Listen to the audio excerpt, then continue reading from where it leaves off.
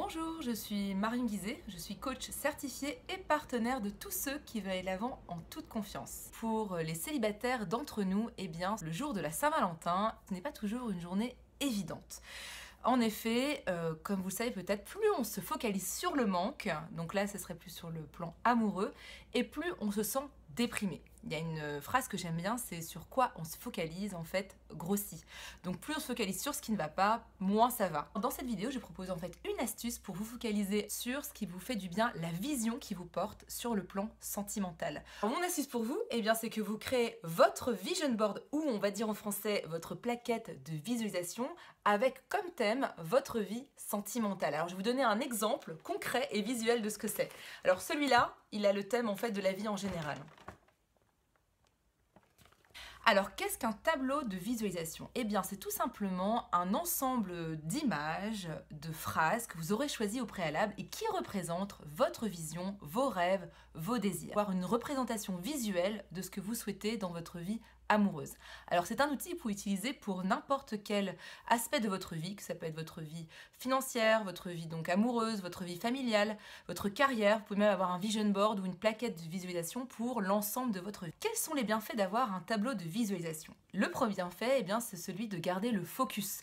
En effet, beaucoup d'athlètes, de personnalités même célèbres, utilisent cet outil, donc qui est très puissant, pour justement garder en tête ce qui est important pour eux. Et le deuxième bienfait, eh bien, c'est celui en fait, eh bien, d'être connecté émotionnellement avec la vision qui vous tient à cœur. En effet, vous avez peut-être déjà remarqué, mais la majorité de nos actions, nos décisions de vie sont guidées plus par nos émotions, la manière dont on veut se sentir.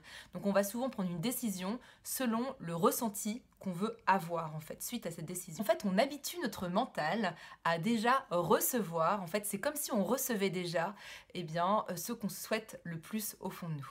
Eh bien, en étant dans une dynamique positive, vous allez encore plus, quelque part, faciliter les futures rencontres. Comment créer son vision board? Eh bien, c'est très simple. Vous avez besoin d'une paire de ciseaux, de la colle, vous avez besoin d'une grande feuille en papier et puis plein de magazines. Alors, ça peut être des magazines sur le mariage, des magazines sur le voyage, sur, voilà, des passions qui vous animent, des magazines féminins, masculins, enfin voilà. Vraiment, l'objectif, c'est d'avoir le plus de magazines possible pour avoir, en fait, plus d'inspiration. Je propose, dans un premier temps, de prendre un moment rien que pour vous poser.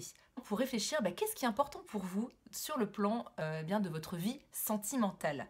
Réfléchissez à comment vous voulez vous sentir, car comme je l'avais mentionné au préalable, eh bien, on cherche d'abord et avant tout à se sentir d'une certaine manière. C'est pas parce qu'on a plus quelque chose, qu'on obtient une situation, qu'on est des fois plus heureux. En fait, ce qui nous rend plus heureux, c'est la manière dont on se sent. Donc, notez en fait comment voulez-vous sentir dans votre vie sentimentale idéale.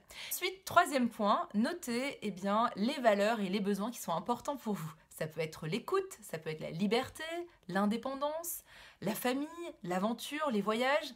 Donc notez tout ce qui en fait appartient à cette sphère du ressenti, des valeurs et des besoins. Ensuite, nous allons passer au vif du sujet. Prenez les magazines et puis commencez à découper les images qui vous parlent. Des images qui correspondent à votre vision, à vos besoins, à vos ressentis, aux émotions que vous voulez vivre dans cette situation romantique idéale avec cette personne. Des images de couples qui voyagent ensemble, ou alors un couple qui est en train de rire, ou simplement peut-être une image d'une personne qui est zen et calme parce que vous voulez vous sentir zen et calme dans cette relation. Alors des fois, il y a peut-être des images qui sont peut-être pas reliées à ce que vous souhaitez, mais vous vous sentez intuitivement appelé par ces images, prenez-les, parce que peut-être que quelque part, il y a un message pour vous derrière elles.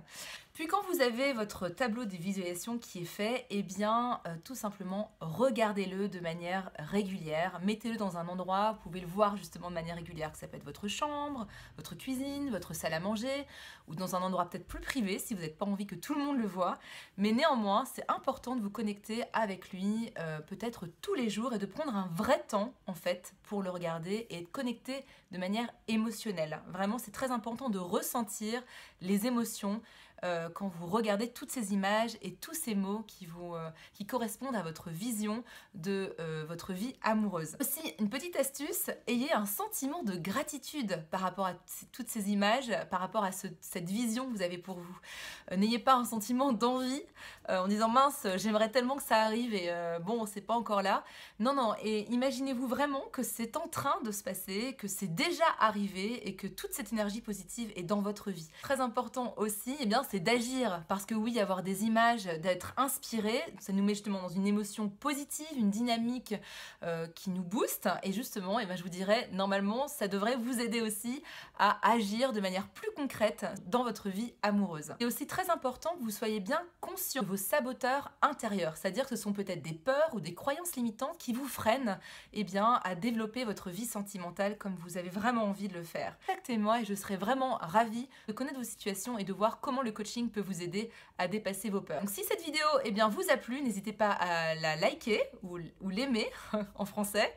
Et puis si vous pensez qu'elle pourrait intéresser d'autres personnes de votre entourage, eh bien n'hésitez pas non plus à la partager sur vos réseaux sociaux. Je vous remercie et je vous souhaite à tous une très belle journée. À bientôt!